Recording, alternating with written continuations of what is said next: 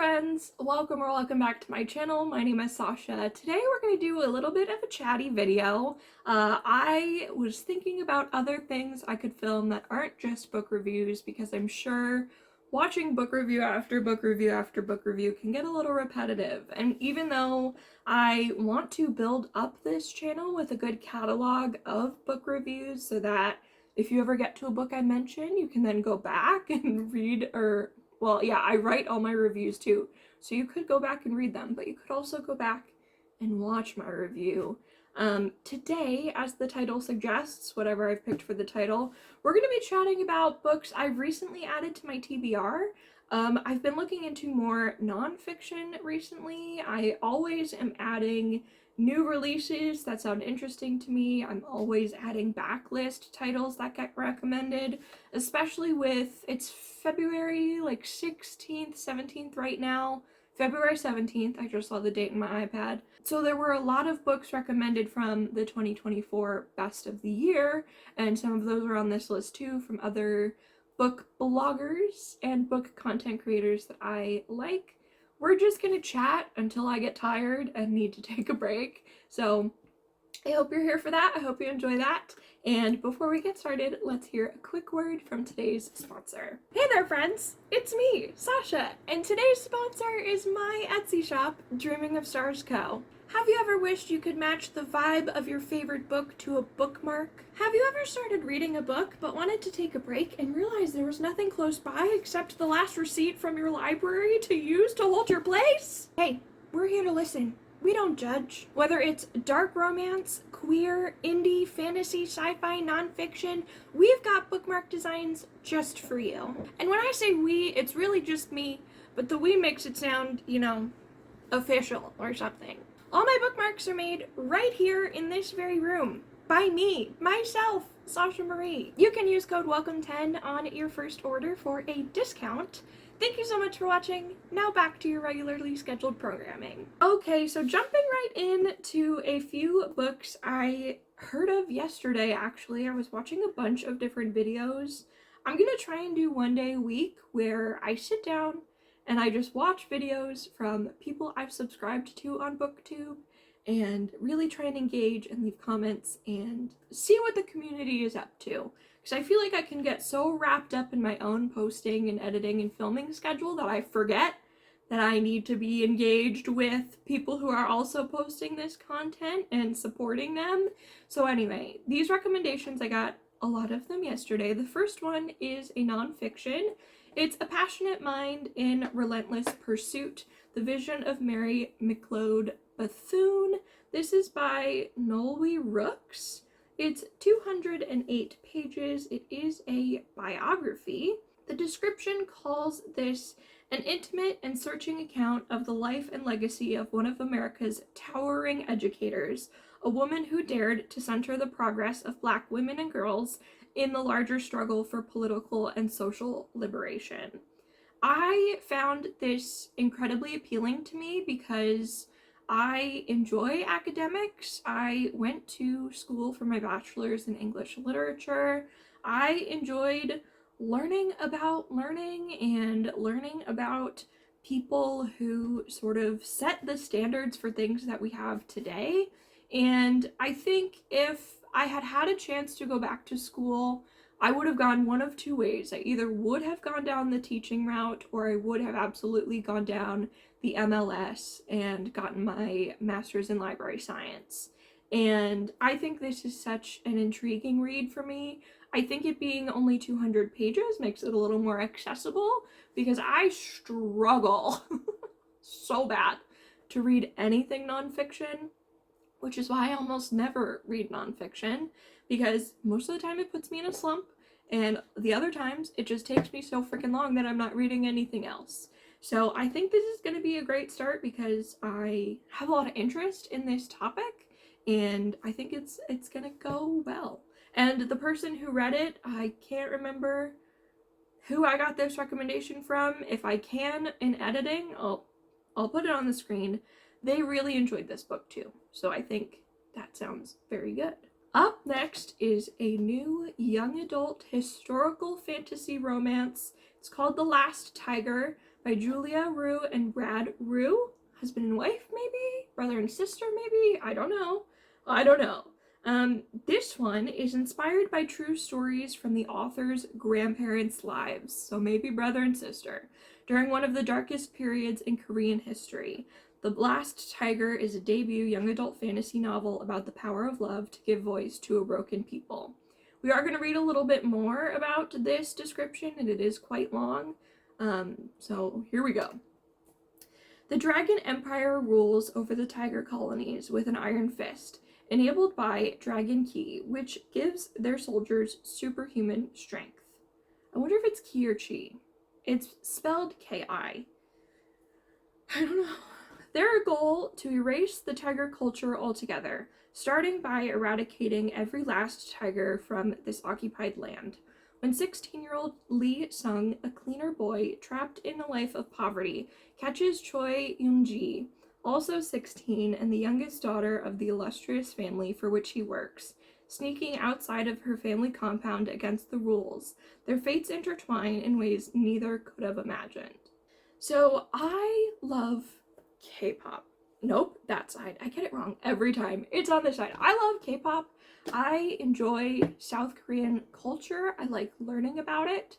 There was a period of time where I was trying, not really hard, but I was trying to learn the Korean language. I was trying to learn Hangul. I learned all of the letters, and that's kind of where I stopped. And now I'm currently trying to learn Chinese. So I think once I get to a good stopping point with Chinese, I'll go back to Korean, and then I can go back and forth. And do I think that will fuck with my brain? Yes, I do. But I really want to have a good grasp of both. I know a lot of Korean words because I watch so many K-pop videos. I watch K-pop content. I watch when they go on reality shows. I watch their own reality shows. I watch a lot of stuff to the point where sometimes I'll dream in Korean, even though I definitely don't know enough words to say full sentences. It's very bizarre. So, needless to say, I would love to have more Korean books in my personal library in my brain of things that I have read and enjoyed and can recommend to my other friends who also enjoy Korean culture and Korean fantasy and folklore and mythology and all of these things. So I'm very excited about this, especially because I just read Iron Widow, which I think is sort of like the Chinese sci-fi equivalent to this, and had such a good time with it. So I'm very excited. I do have some other Korean young adult books that I need to get to, and we'll work on it. Up next, I don't even know how this came into this list. I think I saw it for a giveaway, and I was like, that's interesting enough that I could enter this giveaway. It's called Blood on Her Tongue by Johanna van Veen. This is listed as fiction, fantasy, historical horror. Dark, mysterious, tense. It's 352 pages, a very pretty dog and some flowers on the cover. It says, the Netherlands, 1887. Lucy's twin sister Sarah is unwell. She refuses to eat, mumbles nonsensically, and is increasingly obsessed with a centuries-old corpse, recently discovered on her husband's grand estate. The doctor has diagnosed her with temporary insanity caused by a fever of the brain. To protect her twin from a terrible fate in a lunatic asylum, Lucy must unravel the mystery surrounding her sister's condition. But it's clear her twin is hiding something. Then again, Lucy is harboring secrets of her own, too.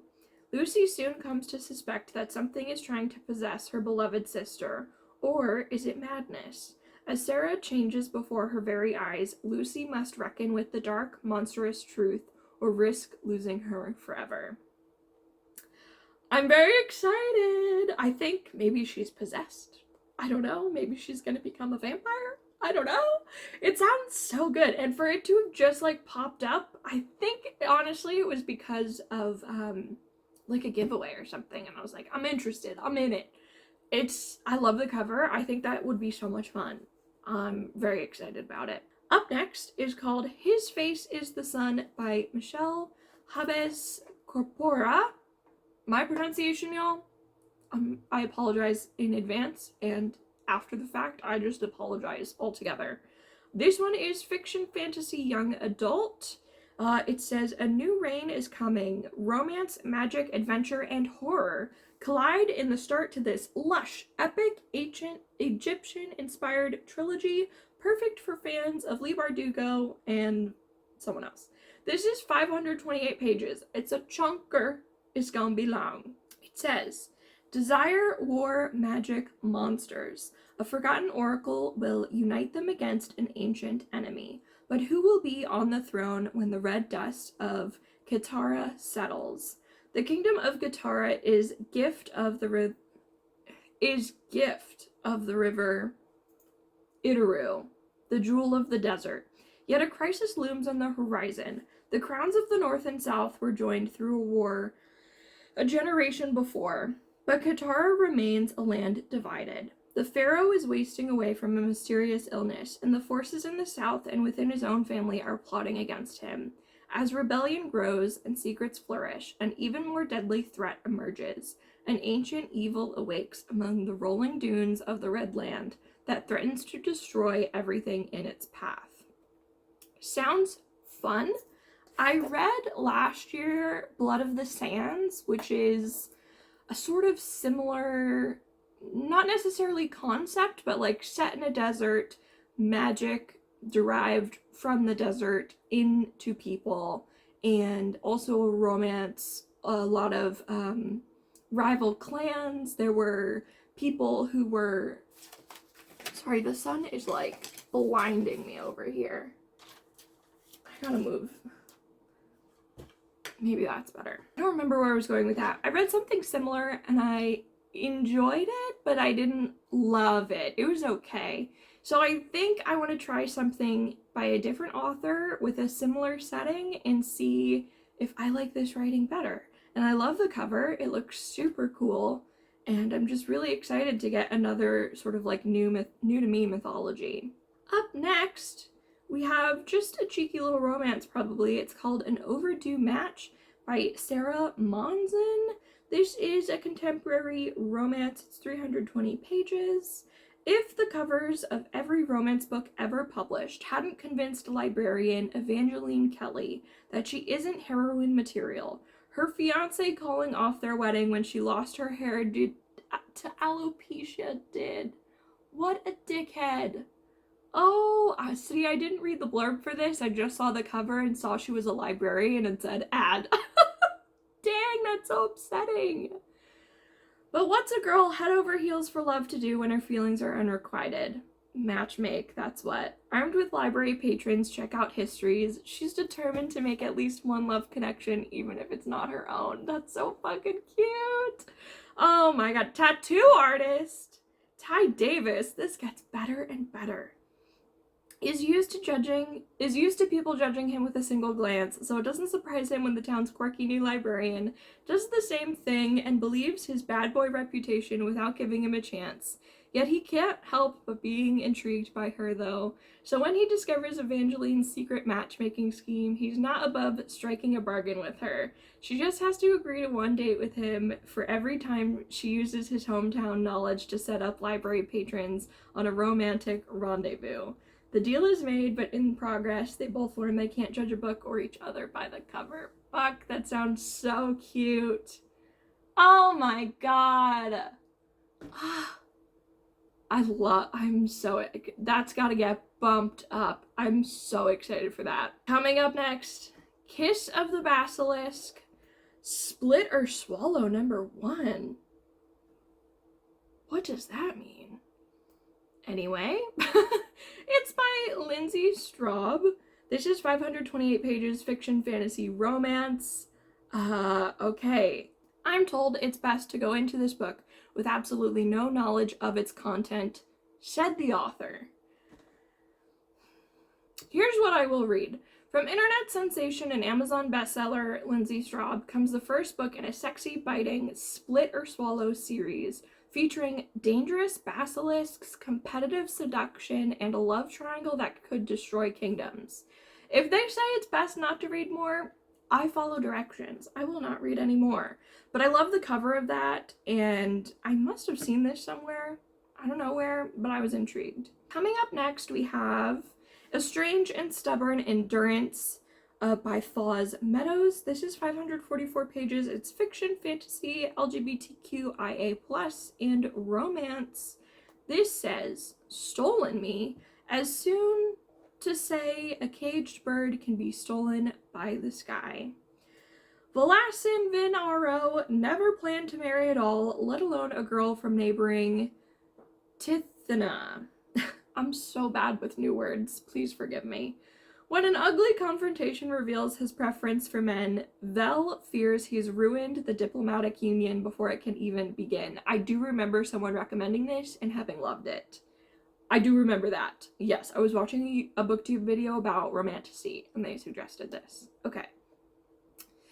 But while his family is ready to disown him, the Tithonai envoy has a different solution. For Vel to marry his former intended's brother instead. We love it to see it. And then they said that essentially, like, someone tries to assassinate him. And the two guys, the princes, have to, like, come together and sort of save each other and also their kingdoms and form an alliance. And it sounded great. And that's why I put it on my list immediately. It sounded so good. Up next, we have a book I've been dying to get my book club to pick to read together.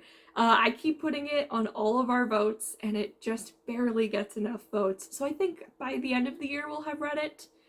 I'm just gonna keep pushing for it. It's called Outdrawn by Deanna Gray. It's 328 pages, fiction, contemporary, LGBTQ+ romance. It says, Noah Blues finally got her foot in the door after clawing her way up the top of the charts with her webcomic. She's garnered enough attention to earn a full-time position at a company relaunching their cult classic comic, Queen Lisa. I can't, it's one of those. Queen Lisa is predicted to be an instant bestseller, with movie deals already in the making. Things are falling into place. There's nowhere to go but up, as soon as she gets one person out of her way. Sage Montgomery has always been the best artist in every building she's stepped foot in. Raw talent's gotten her webcomic to the top of the charts every month for the past 8 years.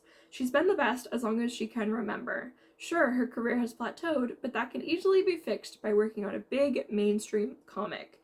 She was promised complete creative control over Lisa. Instead, she got a shared credit with the one artist who's been breathing down her neck since college. The one artist who has a fighting chance of being better than her. Exciting! I love webcomics. I love the art. I love the stories. That's how I found Lore Olympus before it was published. That's how I was reading another one about these two, like, not warring at the time, but they were warring at one point, clans of dragon shifters. Oh my god, it made me so emotional. I had to stop reading it. So I'm a huge fan of webcomics. I think that would be so much freaking fun. I also got this recommendation from my book club to put as a book we should vote on. It's called You Should Be So Lucky by Kat Sebastian. It's 383 pages, fiction, historical, LGBTQ+, romance, and sports. An emotional, slow burn, grumpy sunshine, queer, mid-century romance for fans of Evie Drake Starts Over, about grief and found family between the new star shortstop stuck in a batting slump and the reporter assigned to reluctantly cover his first season, set in the same universe as We Could Be So Good. So this is set in the 1960s, and it's about baseball, and it's about two guys falling in love. And it sounds adorable. We will see. We're voting on it right now for May. So we would be reading this in May if it wins. I think this is going to be my last book for this series of videos. We'll probably, it can't be. We got to talk about some more things. Okay. This was recommended in a Sapphic Discord I'm a part of. It's called The Librarian's Gargoyle. Do you see the... I love books about librarians.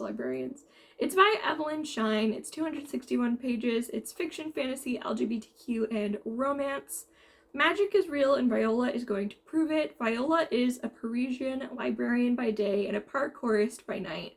The last thing she wants is an arranged marriage. Ick. With a man. Double ick.